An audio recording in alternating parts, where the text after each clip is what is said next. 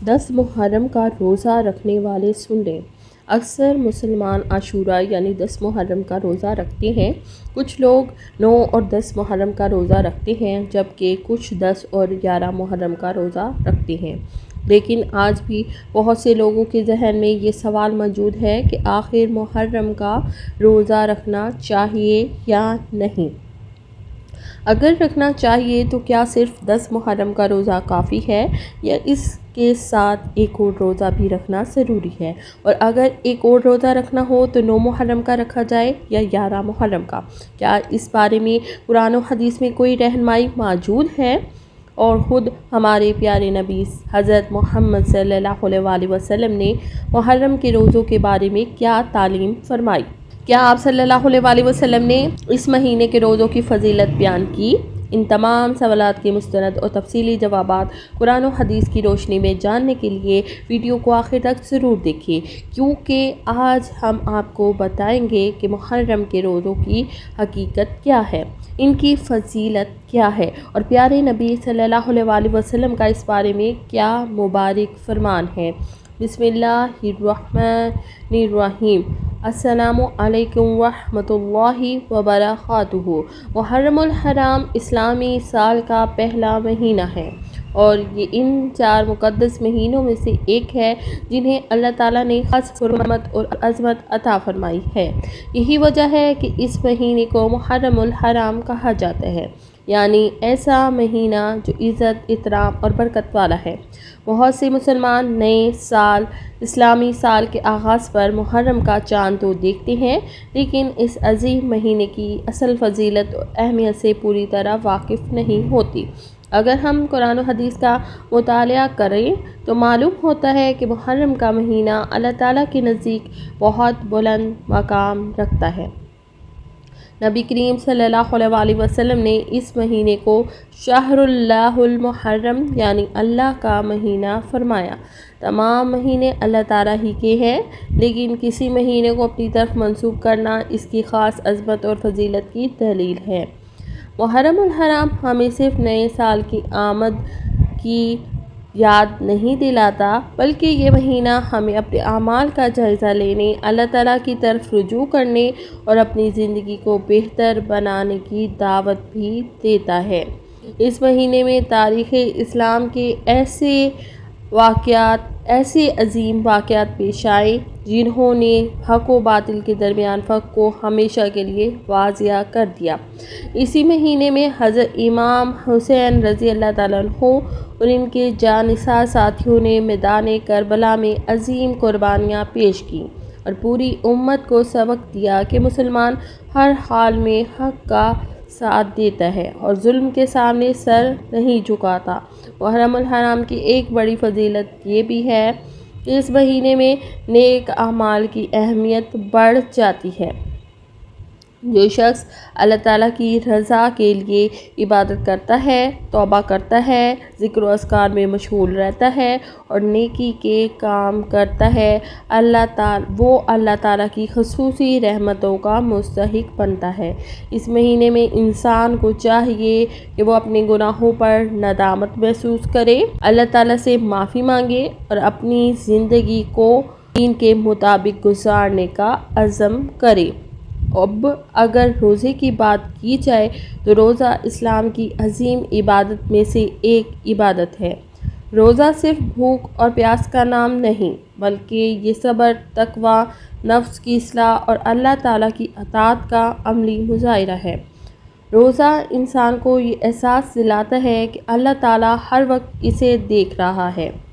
جب ایک بندہ شدید بھوک اور پیاس کے باوجود صرف اپنی رب کی رضا کے لیے کھانے پینے سے رک جاتا ہے تو یہ اس کے ایمان اور اخلاص کی علامت ہوتی ہے۔ یہی وجہ ہے کہ اللہ تعالیٰ نے روزے کی جزا کو اپنی طرف منسوب فرمایا اور اس کے اجر کو بے حد عظیم قرار دیا۔ نبی کریم صلی اللہ علیہ وسلم نے محرم کے روزوں کی خصوصی فضیلت بیان فرمائی ہے۔ آپ صلی اللہ علیہ وسلم نے ارشاد فرمایا کہ رمضان المبارک کے بعد سب سے افضل روزے اللہ کے مہینے محرم کے روزے ہیں۔ اس حدیث سے اندازہ ہوتا ہے کہ محرم کے مہینے میں روزہ رکھنا کتنا مبارک اور باعث اجر عمل ہے۔ یہی وجہ ہے کہ صحابہ کرام رضوان اللہ علیہم اجمعین اس مہینے کی عبادت اور روزوں کا خصوصی اہتمام فرمایا کرتے تھے۔ بہت سے لوگوں کے ذہن میں یہ سوال پیدا ہوتا ہے کہ کیا محرم میں روزہ رکھنا ضروری ہے؟ اس کا جواب یہ ہے کہ محرم کے روزے فرض نہیں بلکہ نفلی روزے ہیں، لیکن ان کی فضیلت بہت زیادہ ہے۔ خاص طور پر عاشوراء یعنی 10 محرم کے روزے کے بارے میں نبی کریم صلی اللہ علیہ وسلم نے بڑی خوشخبری سنائی۔ آپ صلی اللہ علیہ وسلم نے فرمایا کہ مجھے اللہ تعالیٰ سے امید ہے کہ عاشوراء کا روزہ گزشتہ ایک سال کے گناہوں کا کفارہ بن جائے گا۔ یہ اللہ تعالیٰ کی کتنی بڑی رحمت ہے کہ ایک دن کا روزہ بندے کے لیے مغفرت اور رحمت کا ذریعہ بن جاتا ہے۔ اسی لیے علماء کرام فرماتے ہیں کہ مسلمان کو چاہیے کہ وہ اس عظیم موقع کو ضائع نہ کرے، بلکہ اخلاص اور محبت کے ساتھ عاشوراء کے روزے کا اہتمام کرے۔ نبی کریم صلی اللہ علیہ وسلم نے بھی ارشاد فرمایا کہ اگر میں آئندہ سال زندہ رہا تو 9ویں محرم کا روزہ بھی رکھوں گا۔ اسی وجہ سے علماء نے 9 اور 10 اور 11 محرم کے روزے رکھنے کو بہتر قرار دیا۔ اگرچہ صرف 10 محرم کا روزہ رکھنا بھی جائز ہے اور اس کی فضیلت احادیث سے ثابت ہے۔ محرم الحرام کا پیغام صرف روزے تک محدود نہیں بلکہ یہ مہینہ ہمیں اللہ تعالیٰ کے قریب ہونے، اپنی اصلاح کرنے، توبہ کرنے، نیک اعمال بڑھانے اور اپنی آخرت کی فکر کرنے کی دعوت دیتا ہے۔ جو شخص اس مبارک مہینے کی قدر کرتا ہے، اللہ تعالیٰ اس کے لیے خیر و برکت کے دروازے کھول دیتا ہے اور اس کی زندگی میں رحمتیں نازل فرماتا ہے۔ اے اللہ، محرم الحرام کے اس بابرکت مہینے کے صدقے ہم سب پر اپنی رحمتوں، برکتوں اور مغفرت کے دروازے کھول دے۔ یا اللہ، ہمارے تمام چھوٹے بڑے گناہوں کو معاف فرما، ہماری خطاؤں سے درگزر فرما اور ہمیں سچی توبہ کی توفیق عطا فرما۔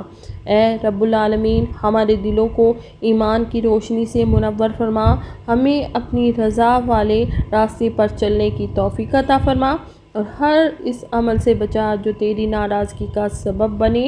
یا اللہ، جس طرح تو نے اپنے نیک بندوں پر اپنی رحمت نازل فرمائی، اسی طرح ہم پر بھی اپنا خاص فضل و کرم فرما۔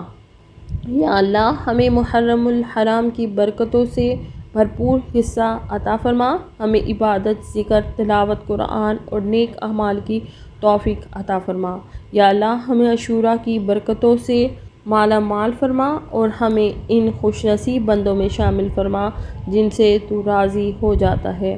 اے اللہ، امت مسلمہ کی تمام پریشانیاں دور فرما، بیماروں کو شفا عطا فرما، مقروضوں کے قرض ادا فرما، بے روزگاروں کو حلال رزق عطا فرما، ہمارے والدین پر اپنی بے شمار رحمتیں نازل فرما، جو اس دنیا سے جا چکے ہیں ان کی مغفرت فرما۔